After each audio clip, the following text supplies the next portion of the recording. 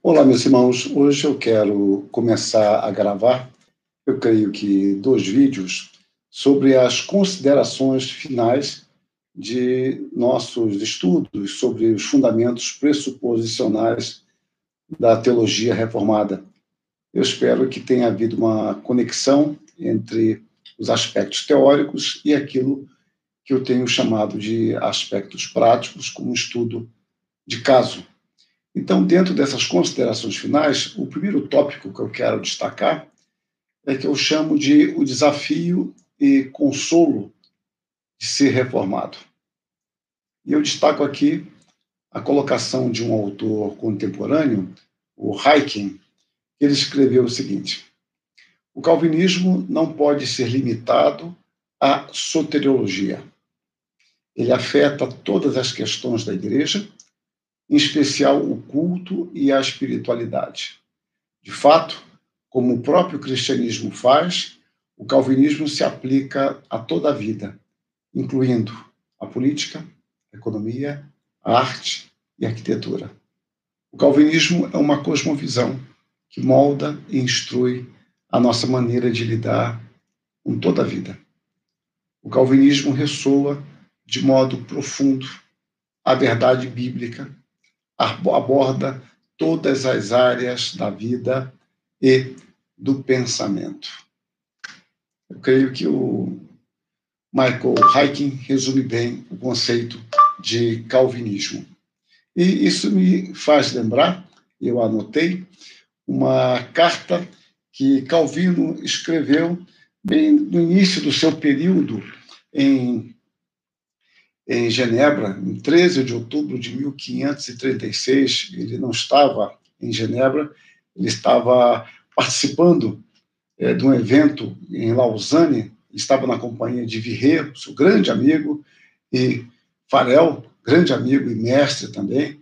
Ele estava participando desse evento que ficou conhecido como o debate de Lausanne, que havia sido iniciado no dia 2 de outubro de 1536.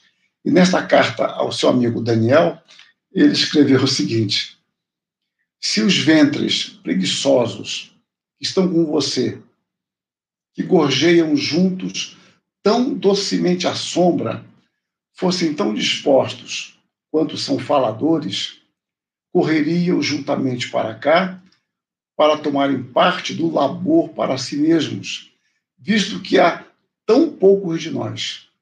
Quase não dá para acreditar no número tão pequeno de ministros, comparado ao tão grande número de igrejas que carecem de pastores. Como desejo, ao ver a extrema necessidade da igreja, que, embora sejam poucos em número, houvesse ao menos entre vocês alguns homens de coração reto que pudessem ser induzidos a ajudar. Que o Senhor o guarde. Muito bem. Nestas considerações finais, eu pretendo revisitar alguns pontos deste texto, destes comentários que eu tenho feito, pontuando algumas ênfases já dadas e apresentar algumas implicações. Como nós sabemos, o primeiro comentário que Calvino escreveu das Escrituras foi o comentário de Romanos. Ele escreve em 1539 e vai publicá-lo em 1540, isto é, na época em que ele escreveu na época em que estava em Estrasburgo. Então, esse comentário de Calvino, ele tem como princípio o reconhecimento de que é o Espírito quem deve nos guiar na compreensão das Escrituras. E o conselho, que eu repito sempre, esse conselho que Calvino emitiu no prefácio da edição francesa das Institutas, aquela de 1541, que nós temos traduzido em português. Então, esse conselho permanece para todas as suas obras, como também um princípio avaliador de qualquer labor humano. E o princípio é este: importa, em tudo quanto exponho, recorrer ao testemunho da Escritura que aduzo para juizar da procedência e justiça. A autoridade daquilo que ele dizia era relativa, como de nós sempre será relativa. Sua seriedade apresentar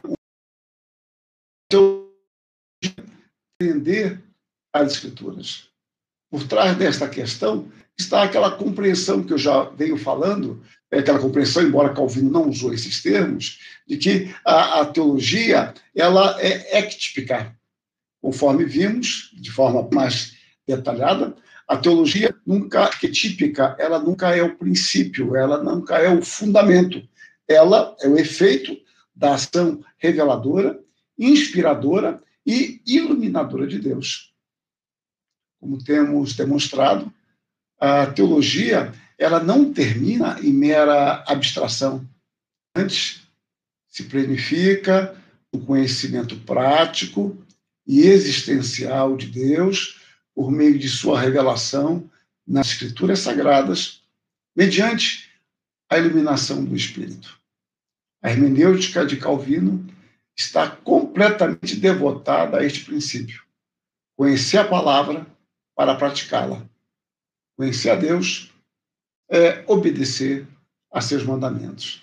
A boa teologia, como temos insistido, ela envolve a nossa mente, envolve o nosso coração e ela se agencia em nossas mãos. Então, a teologia, eu reafirmo isso, insisto nisso, a teologia não pode ser um estudo descompromissado, feito por um transeunte acadêmico. Ela é função da igreja onde estamos inseridos. Estudamos teologia, ou dogmática, né, como é chamado na Europa, como membros da igreja, com a consciência que temos uma incumbência dada por ela, um serviço a lhe prestar, devido a uma compulsão que pode originar-se somente em seu interior. São as famosas frases a famosa frase de Emil Brunner. E Brunner continua: pensamento dogmático não é somente pensar sobre a fé, é um pensar crendo. Então, nós trabalhamos teologia dentro de nossas tradições, e tradições, obviamente, teológicas, que nada mais são do que pressupostos que adotamos, e nós já tratamos desse assunto. A observação de Van Til, ela nos parece bastante pertinente, uma vez que esses padrões ou dogmas da igreja tenham sido aceitos, é desnecessário dizer que o teólogo que escreve uma obra de teologia sistemática a escreverá de acordo com a interpretação dada nesses padrões. Dizer que isso obstrui sua liberdade quer dizer que ele não adotou livremente esses credos como membro da igreja. Correto? Essa franqueza muitas vezes nos falta, porque nós não queremos ser fiéis aos nossos compromissos em nome de uma suposta liberdade. Bom, então, em nome de uma suposta liberdade, rompamos os nossos compromissos, no sentido de declaremos que não cremos mais naqueles compromissos. E pronto. E agora podemos, sim, pontuar o que nós achamos relevante, que entra em conflito com aquilo que antes nós aceitávamos. Ninguém é escravo de seu pensamento no passado. Nós honramos o nosso pensamento, mas a nossa honradez primeira está com a palavra de Deus. A nossa integridade, a nossa fidelidade, antes de as nossas promessas a Deus. O que eu quero dizer é que nós podemos e devemos ter compromissos com aquilo que afirmamos, com aquilo que declaramos e confessamos. Mas nós não nos tornamos cativos disso se nós fomos convencidos pelo Espírito, por meio da palavra, que aquela compreensão estava errada. Mas nós temos que assumir isto, não simplesmente querer usufruir o privilégio desta confissão antiga, que nós não mais cremos, e, ao mesmo tempo, solapar esta confissão de forma, muitas vezes, bastante sutil.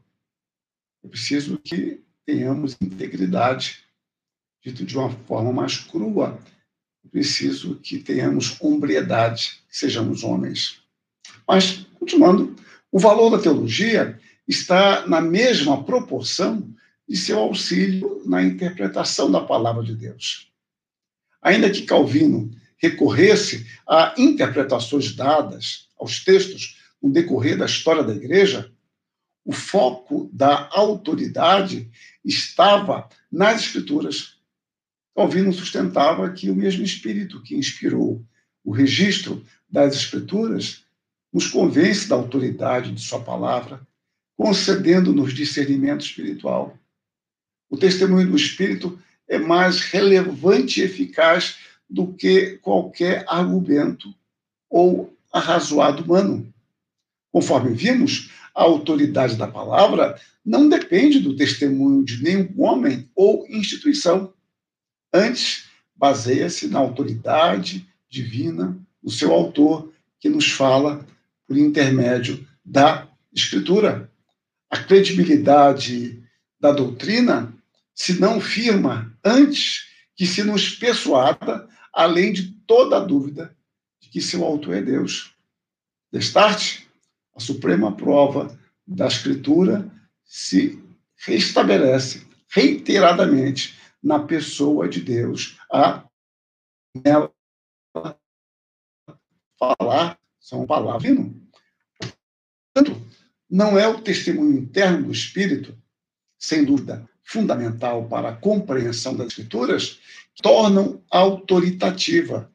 Antes, a sua autoridade é proveniente da inspiração divina que a produziu e a preservou pelo Espírito. Deste modo, o Espírito e a palavra são inseparáveis.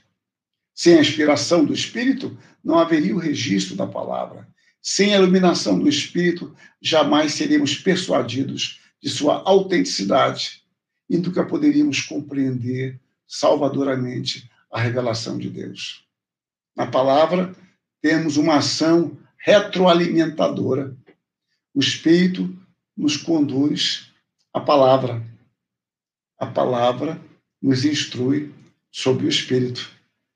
Como bem sabemos, a expressão calvinismo, além de ambígua, eu creio que eu já falei isso aqui antes, se não aqui eu tenho falado em outros lugares, essa expressão foi introduzida por um polemista luterano alemão, Joachim Westphal, contemporâneo de Calvino. Ele nasceu em cerca de 1510 e morreu em 1574.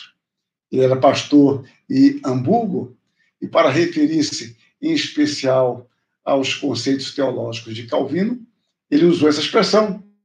E Calvino nunca aceitou essa expressão. Ele, quando tomou conhecimento disso, eu creio que foi por volta de 1563, ele considerou esta expressão usada cruelmente pelo que ele chama de zelotes frenéticos. Mas nós continuamos usando essa expressão calvinismo, embora eu já devo ter dito que eu prefiro a expressão reformada. Então, quando nós falamos de teologia reformada, estamos nos referindo a essa teologia proveniente da reforma, dentro da perspectiva calvinista, em distinção à teologia luterana. Então, insisto, o designativo reformada é melhor, porque nos mostra, por exemplo, que a nossa dependência ela não é só apenas de Calvino, humanamente falando. Calvino, sem dúvida, o grande mentor deste pensamento. E também teve seus predecessores. Mas nós dependemos de N intérpretes das Escrituras que, baseados nesse pensamento, aprofundaram questões, tiraram outras implicações e foram além. Mas é apenas um esclarecimento metodológico entre calvinista e reformado, né? Agora, nós perguntamos, a teologia reformada ou calvinista, ela pode ser honesta e conscientemente ou conscienciosamente, ela pode ser resumida como a teologia dos 5 pontos? Eu já afirmei isso em outro lugar, que esses pontos são fundamentais para a correta ênfase da soberania de Deus, a sua aplicação na salvação do seu povo.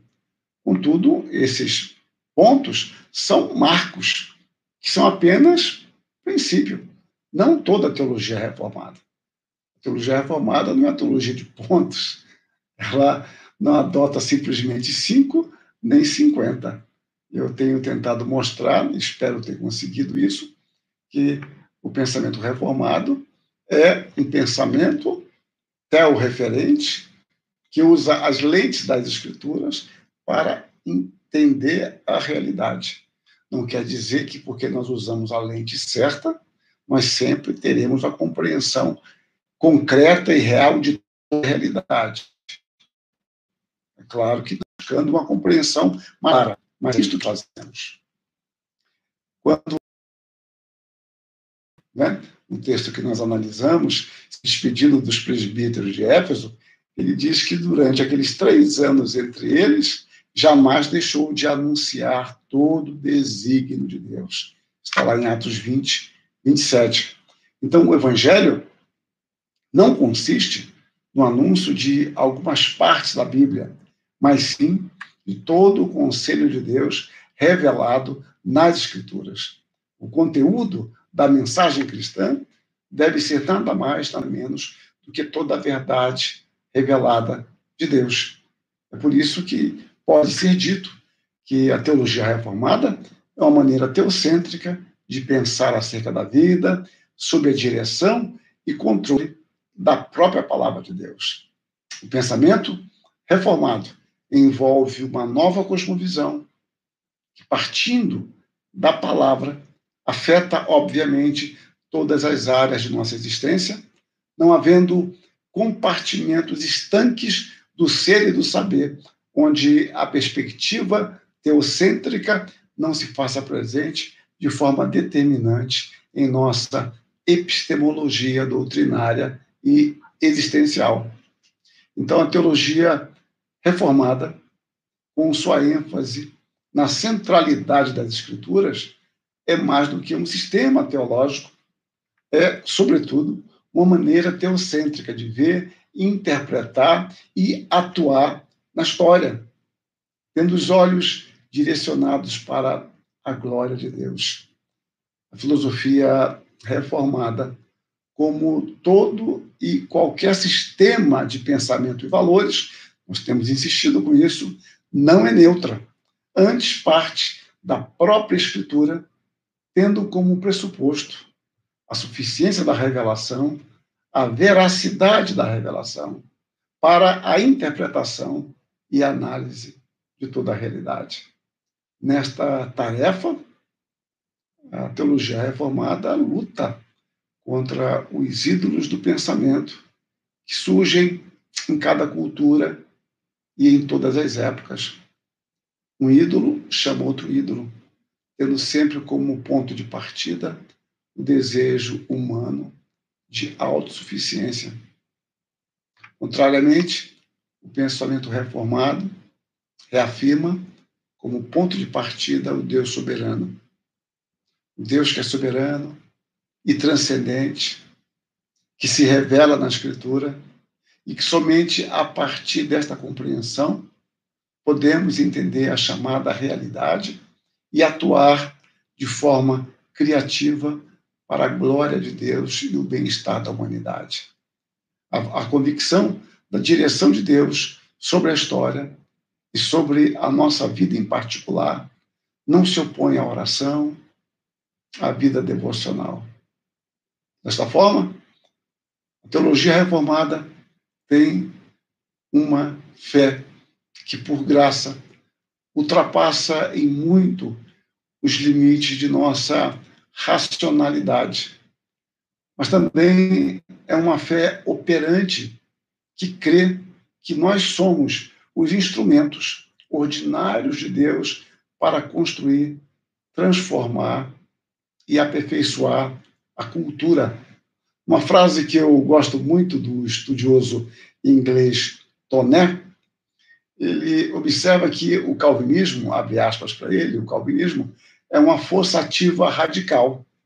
Era um credo que buscava não meramente purificar o indivíduo, mas reconstruir a igreja e o Estado e renovar a sociedade, permeando todos os setores da vida, tanto públicos como privados, com a influência da religião.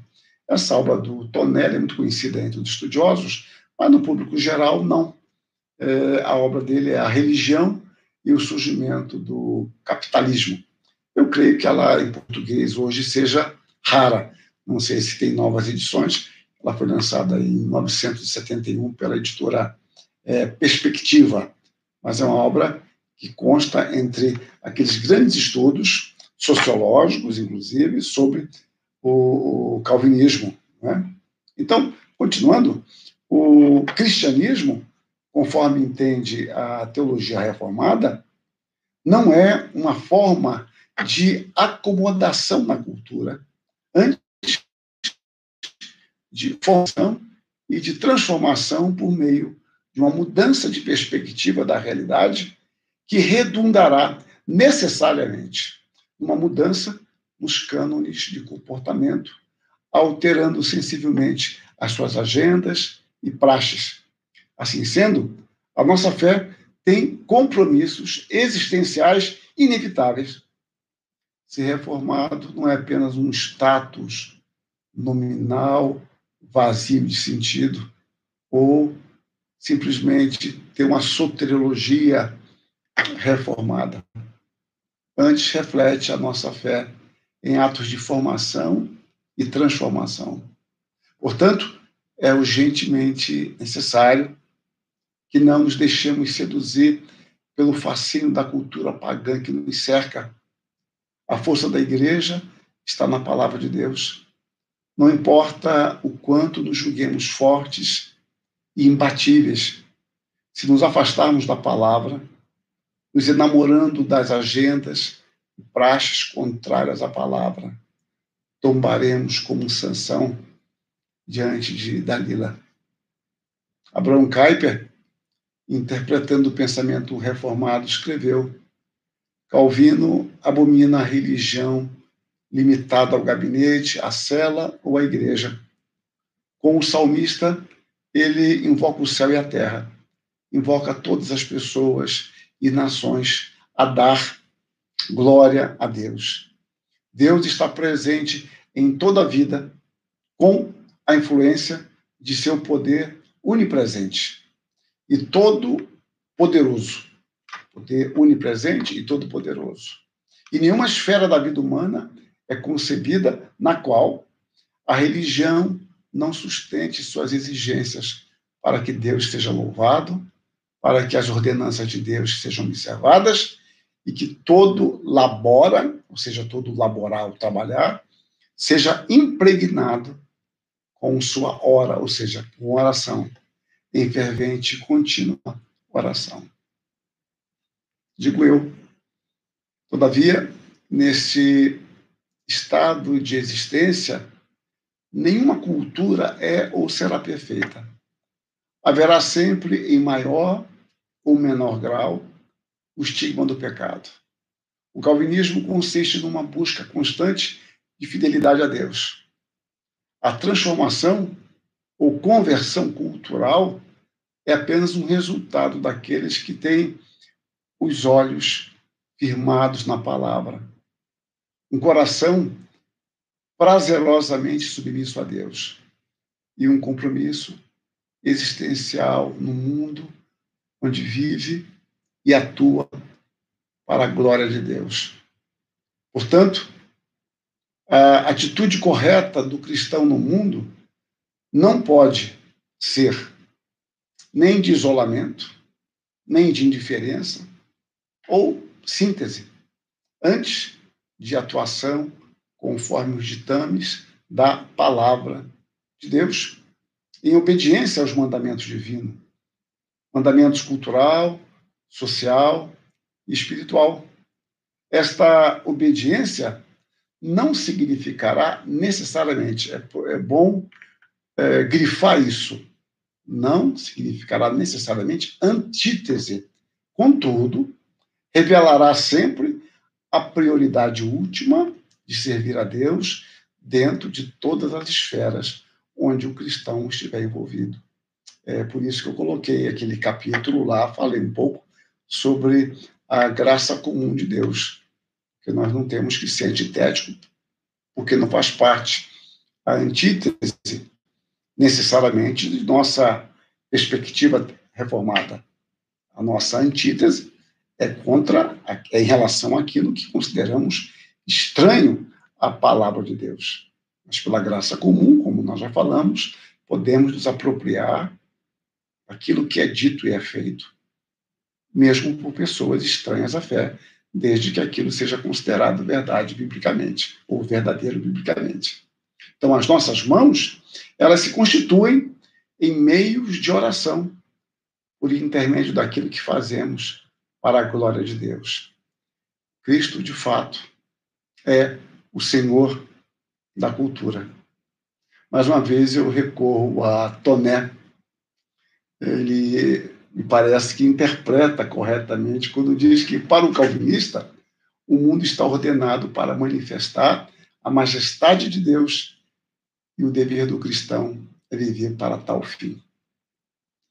Digo eu agora que, com esses princípios, a teologia reformada influenciou as artes, a política, a ciência, a economia, a literatura e outros diversos setores da cultura.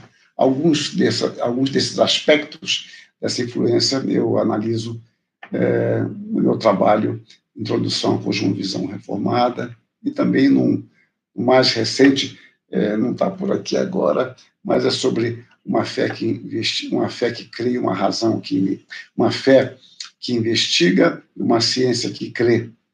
Mas a síntese disso está lá no meu livro sobre cosmovisão, como o pensamento reformado influenciou a arte, a ciência. São duas áreas aqui que eu indico, sem falar, obviamente, da pedagogia, também como área de grande influência. Então, diversos setores da cultura foram influenciados pela teologia reformada. Para Calvino, aquela pergunta condenatória de Tertuliano, né? O que tem a ver Jerusalém com Atenas? Então, essa pergunta que ele fazia à filosofia não faz sentido. O cristianismo é uma cosmovisão que parte das Escrituras para o exame de todas as facetas da realidade. Portanto, não há exclusão nem conciliação, porque todo saber, de fato, ele pertence a Deus. Então, um autor chamado Wallace, ele interpreta corretamente. Para Calvino, nenhum tipo de ensino que levasse os homens a deixarem de se preocupar com qualquer coisa que afetasse de maneira profunda a vida humana, até mesmo em suas preocupações puramente humanas, poderia de forma alguma ser cristão. Portanto, meus irmãos, como temos insistido, a palavra oferece-nos o escopo de nosso pensar e agir. Por intermédio dela, poderemos ter uma visão real de Deus, de nós mesmos e do mundo. Portanto, uma cosmovisão reformada é uma visão que se esforça por interpretar a chamada realidade pela ótica das Escrituras. Sem as Escrituras, permanecemos míopes para distinguir as particularidades do real, tendo uma epistemologia desfocalizada. Calvino usa de uma figura que continua atual, e essa figura não sou eu, mas eu me valho muito dela. E agora aqui eu pego as palavras de Calvino. Exatamente como se dá com pessoas idosas ou enfermas de olhos, E quantos quer que sofram de visão embaçada, se puseres diante deles até muito vistoso volume, ainda que reconheçam-se algo escrito, mal poderão, contudo, ajuntar duas palavras, ajudadas, porém, pela interposição de lentes, começarão a ler de forma mais distinta. Assim, a Escritura, coletando-nos na mente conhecimento de Deus, de outra sorte confuso, dissipada a escuridão, mostra-nos em diáfana clareza o Deus verdadeiro. Então, nós temos as Escrituras como nossas lentes para a nossa miopia espiritual. Antes, por meio do Espírito, Deus se vale da Escritura para nos curar da cegueira. E depois, em nossa vida cristã, Deus vai aclarando a nossa visão. As lentes vão sendo corretivas para que possamos enxergar melhor, mais claramente a realidade. Então, as Escrituras conferem sentido à realidade, nos oferecendo um quadro interpretativo do aqui e agora e o além e depois. A fé cristã, portanto, não se propõe apenas a interpretar a realidade, mas também a nos transformar, a fim de encontrarmos sentido em nossa existência, que não está em nós mesmos, mas em Deus, aquele que confere sentido à realidade. Somente Deus pode conferir sentido à realidade. O conhecimento, ele não tem moral, ele não tem ética. Isso é aplicável ao conhecimento mais sofisticado que temos, que é a ciência. O conhecer não está preocupado, em princípio, para onde aquilo vai ser usado. Eu posso usar para a destruição, posso usar para a cura. Eu apenas tenho um saber. Eu posso até desejar que ele seja usado para algo específico, mas eu não sou proprietário disso. Agora, o sentido do conhecimento é somente Deus que nos dá pela palavra, nos ensinando, por meio da sabedoria que provém dele, a usar este conhecimento para a glória do próprio Deus e o bem da humanidade. Por isso, o calvinismo, em sua busca por sua compreensão das Escrituras, fornece-nos óculos cujas lentes têm o senso da soberania de Deus como perspectiva indispensável e necessária para ver, interpretar e atuar na realidade, fortalecendo, modificando ou transformando-a conforme a necessidade. Isso tudo num esforço constante de atender ao chamado de Deus, a viver dignamente o Evangelho no mundo. Philip Schaff, grande historiador do século XIX, ele comenta que o senso da soberania de Deus fortaleceu os seus seguidores contra a tirania de senhores temporais e os fez campeões e promotores de liberdade civil e política na França, Holanda, Inglaterra e Escócia. Agora, deve ser dito que, mesmo com toda essa influência, a teologia reformada não moldou a cultura ocidental somente por meio das ideias. Eu creio que isto aqui é um alerta muito grande para nós reformados.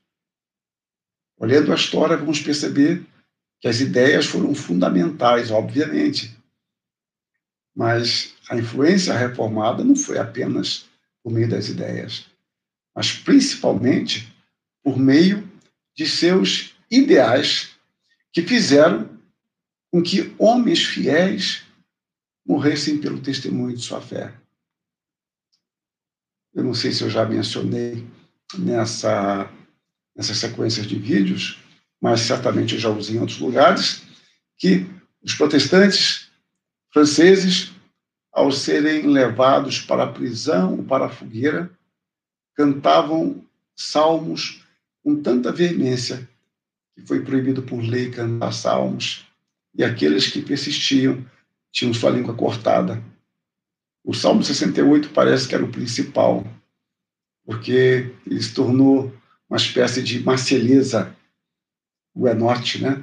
O canto patriótico huguenote, o Salmo 68.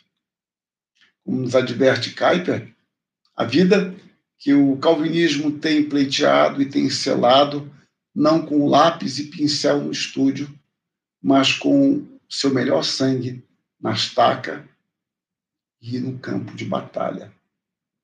Pois bem, a força prática da teologia reformada não está simplesmente em seu vigor e capacidade de influenciar intelectualmente os homens, mas no que tem produzido na vida de milhões de pessoas, conduzido-as em submissão ao Espírito, à fidelidade bíblica e a uma ética que se paute pelas Escrituras. A grande contribuição da teologia reformada não se restringe aos manuais das mais variadas áreas do saber, mas estende-se à integralidade da vida. Os discípulos de Cristo, que seguem esta perspectiva, atentando sincera, criativa e submissamente para a sua vocação. Calvino, com sua vida e ensinamentos, contribuiu para forjar um novo tipo de homem, me valendo de uma expressão que ficou famosa em Emilionar, né? Calvino contribuiu para formar um novo tipo de homem, o reformado. Essa é a expressão que o Leonard empregou, o reformado. E digo eu, que vive no tempo, a plenitude do seu tempo, para a glória de Deus. Portanto, eu tenho que concordar com Barth. O verdadeiro discípulo de Calvino só tem um caminho a seguir: não obedecer ao próprio Calvino, mas àquele que era o mestre de Calvino, o nosso Senhor Jesus Cristo. No próximo vídeo nós concluiremos, então, Deus permitindo, essa série de reflexões um tanto fortuitas. Que Deus nos abençoe. Amém.